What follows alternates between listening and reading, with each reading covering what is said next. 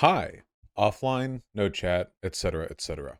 Hello. I've said this before on stream, and I always think it bears repeating that over the course of my life, I've had kind of like a wavelength on the extent to which I believe political issues and morality are sometimes like very black and white. You know what I mean? Like when I was a kid, like the people I disagreed with were evil. And then as I grew older, and I got into college and stuff, it's like, oh well, actually, it's pretty complicated. And now that I do this for a living, I think I was totally right as a kid. I think some people are just evil. And the universe keeps supplying me with justifications for this line of belief. The Republicans have managed to actually sort of exceed prior expectations. This is actually, I'm not joking when I say this. It's not like a rhetorical bit. Worse than I thought that they would do. You've probably heard of the Martha's Vineyard situation. Essentially, Ron DeSantis, the governor of Florida, they lied to a group of migrants, undocumented immigrants. Of course, obviously, there is an internationally accepted protocol for the acceptance and registration of asylum seekers. So, undocumented immigrant can mean a lot of different things depending on the context. Anyway, literally just took a group of migrants, lied to them, and said, hey, we have food and housing and so on. Just board this, board this plane, board this bus, whatever, hop on, and sent them over to a uh, wealthy Democrat island as part of a political stunt. I mean, they took these families, like these desperate families, kids, as evidenced here, or perhaps the world's youngest looking adult, who knows? And we're basically like, yeah, we've got we've got housing for you, and then like dumped them at Martha's Vineyard in an effort to do this sort of like see how you like it when there are undocumented immigrants in your neighborhood. Um, there's so much at the same time. There's so much and so little to say here. Like there's so how do I? Here's a video. Arrived last night make it clear that they were lied to again and again and fraudulently induced to board. The video's choppy. Sorry. That's the video playing, sorry. Arrived last night make it clear that they were lied to again and again and fraudulently induced to board the planes. They were told there was a surprise present for them and that there would be jobs and housing awaiting for them when they arrived. This was obviously a sadistic lie. Not only did those responsible for this stunt know that there was no housing and no employment awaiting the migrants, they also very intentionally chose not to call ahead to any single office authority on Martha's Vineyard so that even the most basic human needs arrangements could be made. So, you guys all understand why this is being done, right? A common argument from conservatives is that, liberals are accepting of immigration unless it's in their neighborhood. They paint liberals as like these, like ivory tower coastal elites behind gated neighborhoods who can't stand having immigrants in their communities while condescending to the rest of America and demanding they take on the burden of immigrants. There are a couple of problems with this. First of all, gated communities are filled overwhelmingly with Republicans. Wealthy people are more likely to vote Republican. So if ever there was a stereotype about classist gatekeeping, it would be a Republican one. Obviously, Republicans are the ones with problems with immigrants, more so than the liberals, at least. Don't get me wrong. The archetype of like the snooty liberal who claims to be like an anti-racist, we are all human type, but would like get really upset if their daughter dated a black man. This is a real thing. It really exists, and it is a real problem. But like, it is not a problem Republicans have a right to point out. You know what I mean? I don't think it's appropriate to point out the middling racism of the liberal as the open fascist Republican. I don't think that tracks exactly. And of course, this was all done as a publicity stunt, dehumanizing and using these desperate people as a political tool. Obviously, the Republicans responsible don't care at all what happens to these migrants. Their well-being isn't the point. Um, if they had died in a ditch or something like that would have been fine by them. Republicans would have shown up jeering and sort of like point to the camera at the bodies. You know, they're filthy pieces of shit, the Republicans. You know, they really are subhuman in an ethical sense. You know, they really, like, every day they have on this earth really is like sort of like an undeserved gift. Like it's just they've just not done enough to sort of, you know, warrant that, I think. I just, the idea that anyone, especially people who pretend to be Christians, I mean, pretend to be Christians, you know, oh, here are some desperate, like, immigrants, you know, let's lie to them and throw them at you know, like, this random island as part of a, you know, a political message. And I'll address that political message, but let's watch the video. Ensuring that no help awaited the migrants at all was the entire point. They were provided with a cartoonishly simple map of Martha's Vineyard and the United States and a brief brochure containing snippets from the Commonwealth of Massachusetts website and instructions to change their address with USCIS when they relocated. This is especially troubling as anyone with even the most basic understanding of the immigration proceedings knows that USCIS was not the agency with whom the migrants would have to record their addresses and has nothing to do with their cases in any way. It is clear that this was an intentional attempt to ensure that these migrants were removed in absentia when they failed to change their address with the proper agency. This was a purposeful derailment designed to prevent people from complying with federal immigration policies. This is problematic because the state should not be interfering with federal immigration policy. Before they boarded the... Yeah, remember, this was facilitated by elected Republican officials. Ron DeSantis is an elected government official. This isn't just some, like, random people. This is elected officials of the Republican Party conspiring. Not only, I don't know enough about, like, the legality of this situation to know whether it meets the legal definition of human trafficking. Certainly it meets my moral colloquial definition. It meets my understanding of the term human trafficking. But actually, like, interfering with the legal immigration process, like actually subverting the law, for the purpose of making a political point. Not that I necessarily have an issue with the subversion of law to make a political point, but in this case, the subversion entails, like, you know, the weaponization and dehumanization of migrants. And the political point being made is, let's keep America white.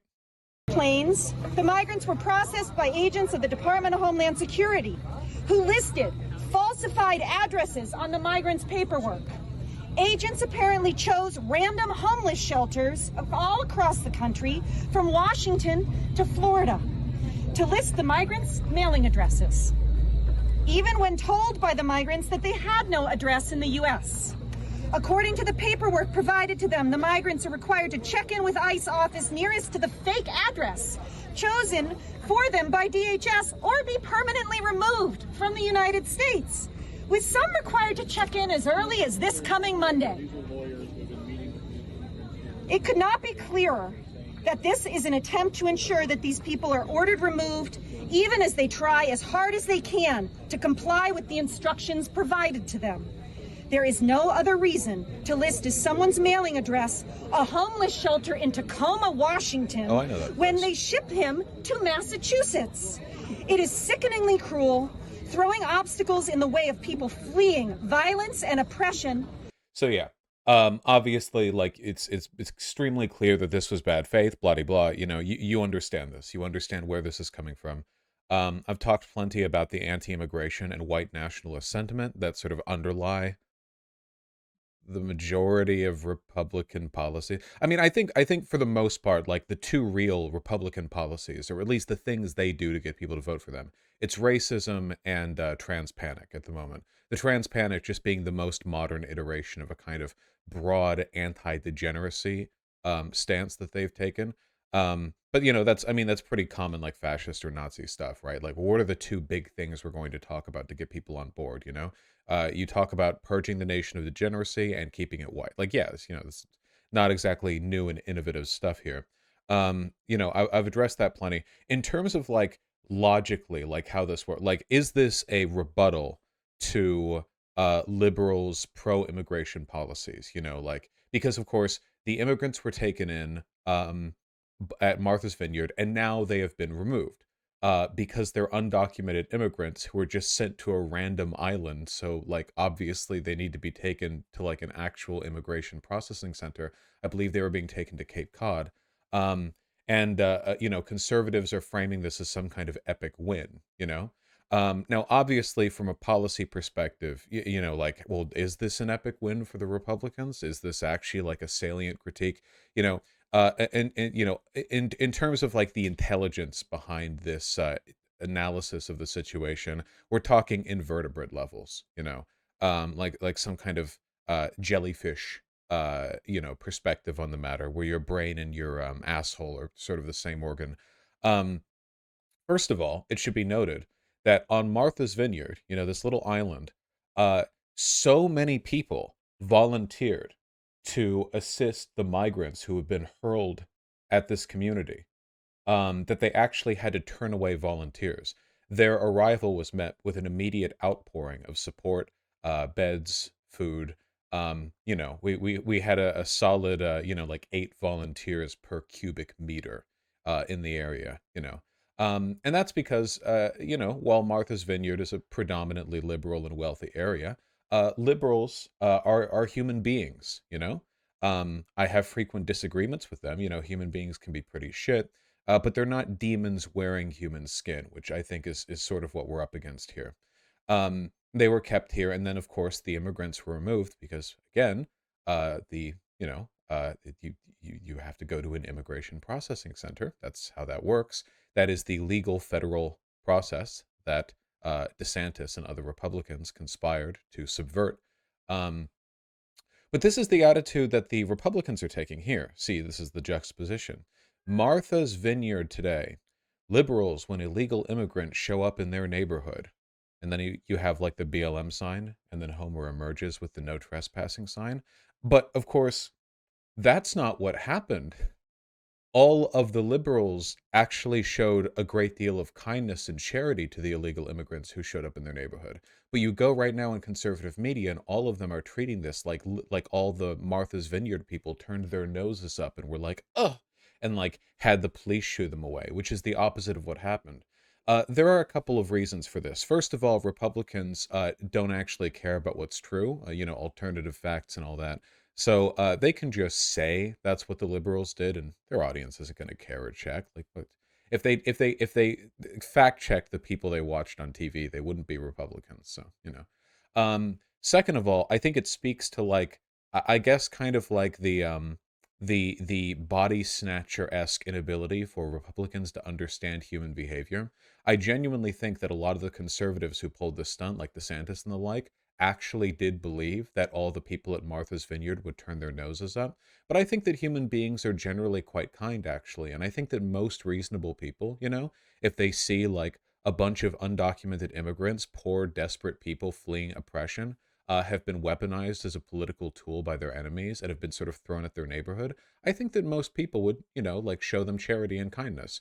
It's Republicans who won't because, again, demons wearing human skin. They have defied the natural human instinct towards cooperation. It's unnatural. Uh, in that respect. But that won't stop them from talking about this for years to come as some kind of like epigone. It's not just this either. This is from earlier today. Minutes ago, a bus of migrants sent from Texas arrived outside the Naval Observatory in Washington, D.C. We're told they're from Venezuela and Nicaragua. Men, women, children, even newborns. This is the second bus to arrive outside of the VP's residence this week. So this is the current strategy, like they're just going to sort of just they're just going to round up undocumented migrants, and rather than actually allowing them to declare asylum as is the international like legal process, instead they're just going to be sort of flung across the United States towards blue areas as a political tool. It is sickeningly evil and disgusting, and in any sane country every Republican responsible for this behavior would be immediately arrested for just being evil. I don't really care about the legal pretext. I think they've sort of earned it. But I'm maybe people can dig through the law books and find some sufficient pretext. I'm very ends oriented on this one. Um, this argument, this like you know well, if you like immigrants so much, then here, have them in your neighborhood. It's about as rational an argument as me saying like, oh, you don't like trains. Well, or wait, I'm sorry. Is it other way around? Like somebody telling me like, oh, Vosh, you like trains, huh? Well, how do you like this? And they drive a train into my house, and then when I complain, they're like, like it doesn't make any sense. I've argued with conservatives who legitimately think that it's a good rebuttal to say, well, if you think we should accept refugees, then why don't you take them into your home? As though the responsibilities of a state and the responsibilities of a private citizen in that state are exactly the same, like everything the state should do must necessarily be a thing the individual should do.